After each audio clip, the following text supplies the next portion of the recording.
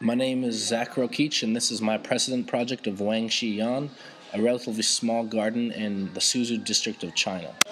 The Wangshi Yuan garden is first and foremost a very beautiful architectural creation whose elements appear to sequence the transition of the seasons.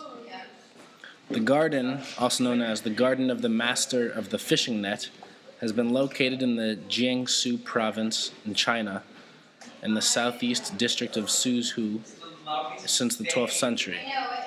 It is the smallest of the local gardens, and like them, it is hidden behind high white walls to maintain a very mysterious air, as it was once a private residence.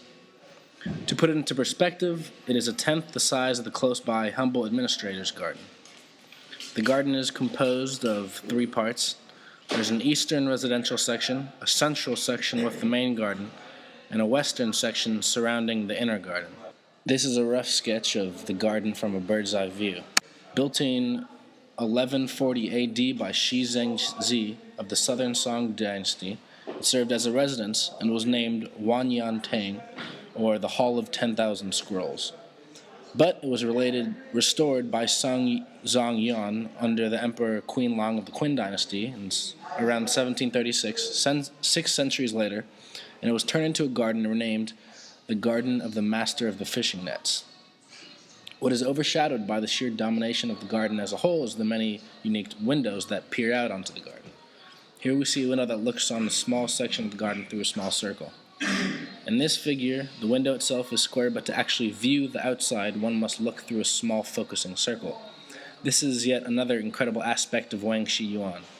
As a whole, the layout is quite possibly overwhelming, but every individual perspective offers a new and discernible understanding.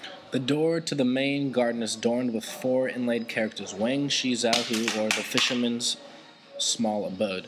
One common assumption is that the garden's most recent name is a result of Song Zong Yuan's desire to be a fisherman rather than a bureaucrat. Another interesting trait of the compound is the grouping of buildings to form 2 larger courtyards. The south half forms a courtyard that can act both as a living space and the convening of large groups of people. This section is the combination of the Little Hillock and Laurel Grove Hall, the Pursuance of Harmony House, and the Music Room. The north section's courtyard has a similar purpose and is made up of the 5 Peak Study, the Gathering the Void Study, the Looking at the Pine Painting Hall, and the Late Spring Chamber. The overall effect is incredibly meaningful. Wangshi Yuan offers the majestic designs of a king's palace at the same time as it gives off a sense of modesty not shared by many of the surrounding gardens in Suzhou. In short, it is a perfect compromise of a royalty's splendor and nature's simplicity.